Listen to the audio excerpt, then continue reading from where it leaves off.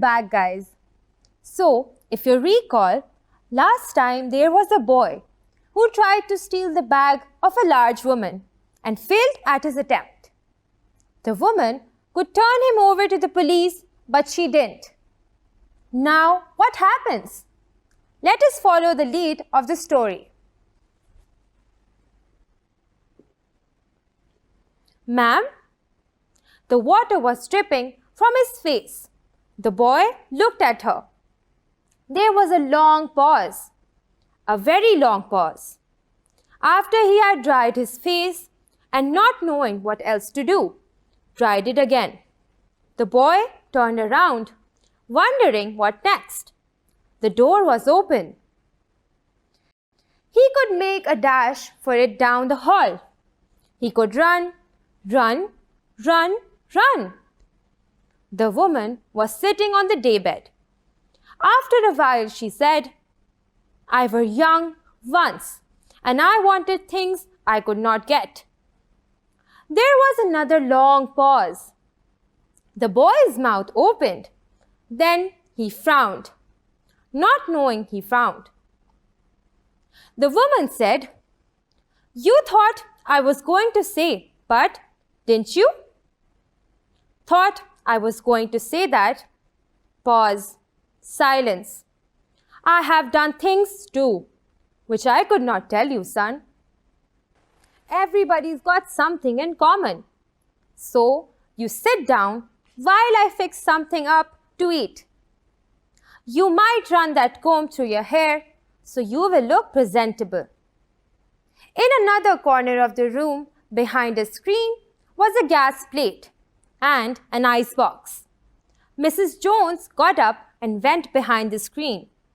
The woman did not watch the boy to see if he was going to run now, nor did she watch her purse, which she had left behind her on the daybed. But the boy took care to sit on the far side of the room, away from the purse, where he thought she could easily see him out of the corner of her eye if she wanted to. He did not trust the woman not to trust him, and he did not want to be mistrusted now. "Do you need somebody to go to the store?" asked the boy. "Maybe to get some milk or something?" "Don't believe I do," said the woman, "unless you just want sweet milk for yourself. I was going to make cocoa out of this canned milk I got here." "That will be fine," said the boy. She heated some lima beans and beef she had in the ice box, made the cocoa and set the table. The woman did not ask the boy anything about where he lived or his folks or anything else that would embarrass him. Instead, as they ate, she told him about her job in a hotel beauty shop that stayed open late, what the work was like, and how all kinds of women came in and out. Blondes, redheads, and Spanish. Then she cut him a half of her 10-cent cake. "Eat some more, son," she said.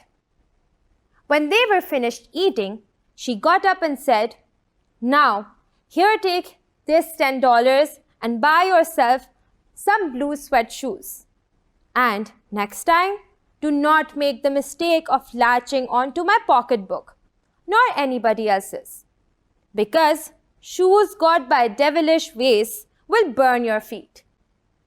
I got to get my rest now, but from here on in, son, I hope you will behave yourself." She led him down the hall to the front door and opened it. "Good night. Behave yourself, boy," she said, looking out into the street as he went down the steps. The boy wanted to say something other than, "Thank you, ma'am," to Mrs. Luella Bates Washington Jones. But although his lips moved, he couldn't even say that as he turned at the foot of the barren stoop and looked up at the large woman in the door. Then she shut the door. "Well, That's an interesting story of two people and how one act of kindness impacted their lives. Have you encountered something like this in real life? I would love to know more, but now we have to move on to the next lesson and discuss more about the story.